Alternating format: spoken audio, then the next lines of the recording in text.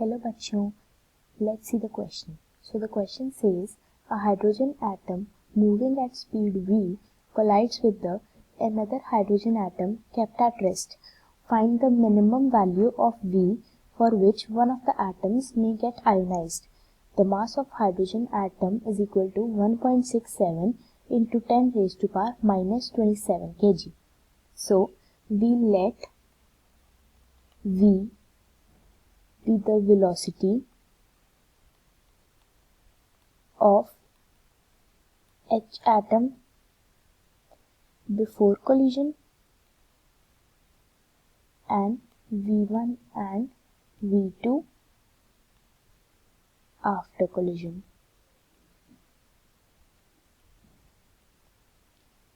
तो V हमारे पास before और V2 V1 आफ्टर कोलिजन. तो यहाँ से ये पता चलता है कि एनर्जी यूज्ड फॉर आयोनाइजेशन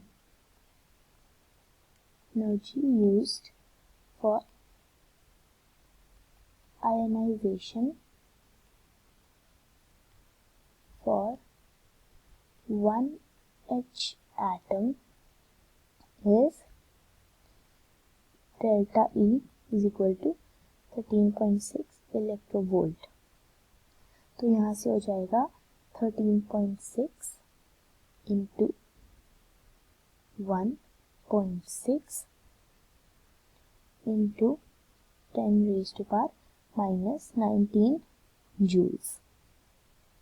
अब हम लगाएंगे कंजर्वेशन ऑफ मोमेंटम. तो यहाँ से हमें ये पता चलता है कि m v is equal to m v one plus m v two. तो यहाँ से हमारा एम एम एम कट गया, तो v is equal to v one plus v two. अब कंजर्वेशन ऑफ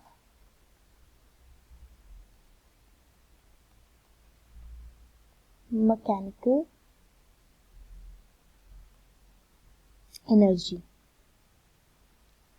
तो यहाँ से हमें पता लगेगा कि half m v square is equal to half m v one square plus half m v two square.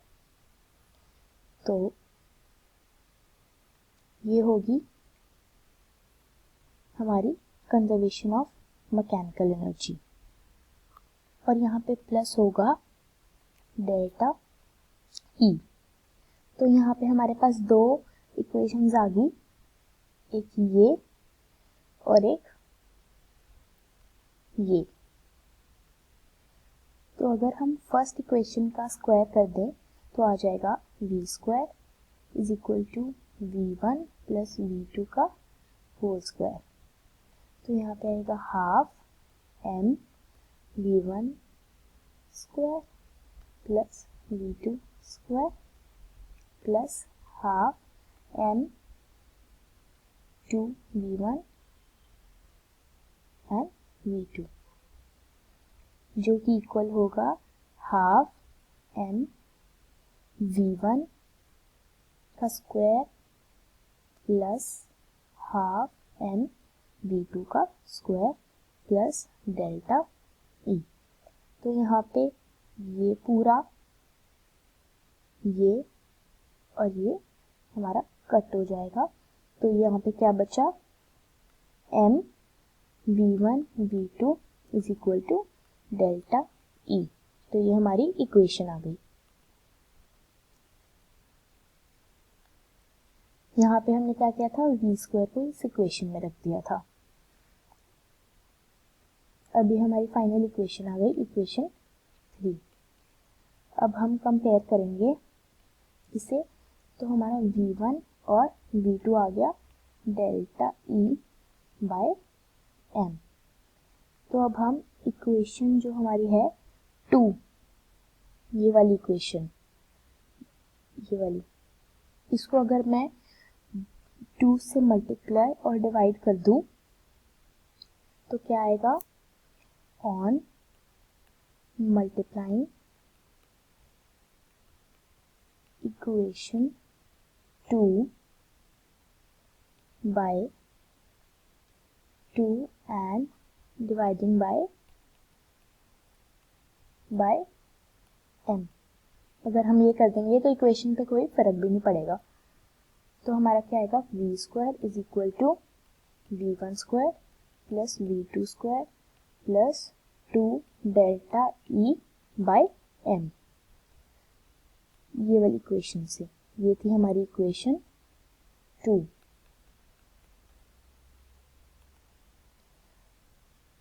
अब अगर हम इसे कंपेयर करें इस इक्वेशन को, तो हम इसे यहाँ से पता चल सकता है कि, तो यहाँ पे हमारा, हम ऐसे भी इसे लिख सकते हैं कि v1 माइनस v2 का whole square is equal to v1 plus v2 का whole square minus 4v1 and v2।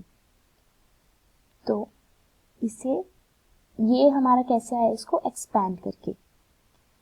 तो हमने लिखा था कि v1 और v2 का होल स्क्वायर v स्क्वायर, यहाँ पे हमने देखा था v square is equal to v1 plus v2 का whole square.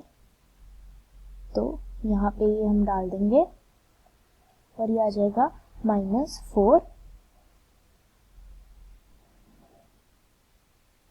Delta E by m. ये हमारा कहाँ से आया, यहाँ से v1 v2 is equal to delta E by m. अब हमें वैल्यू v की मिनिमम चाहिए। तो हमें क्या चाहिए कि v1 is equal to v2 is equal to 0। ये यहाँ पे था v1 माइनस v2 का होल स्क्वायर। तो ये v मिनिमम हमें चाहिए, तो हमें इसकी वैल्यू 0 करनी पड़ेगी। तो यहाँ पे ना ऐड होना चाहिए, तो यहाँ पे इस केस में v square is equal to 4 delta E by m। So v is equal to under root 4 delta E by m। तो ये हमारे दोनों कोलिजन के बाद रेस्ट पे आ जाएंगे, तो तभी हमारा ये ई पे आएगा।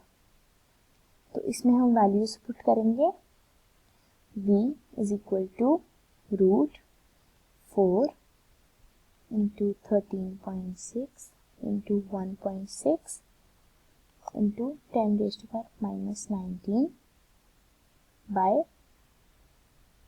1.67 into 10 raise to power minus 27। अगर हम इसका ये हटा देंगे तो यहाँ पे क्या आ जाएगा, 1/2। तो इसका सॉल्व करके आंसर आएगा v is equal to 7.2 into 10 raise to power 7 metre per second. तो ये हमारी होगी मिनिमम वैल्यू ऑफ v। ये यहाँ पे 74 आएगा। तो ये हमारा होगा answer. Thank you. I hope you understand the concept.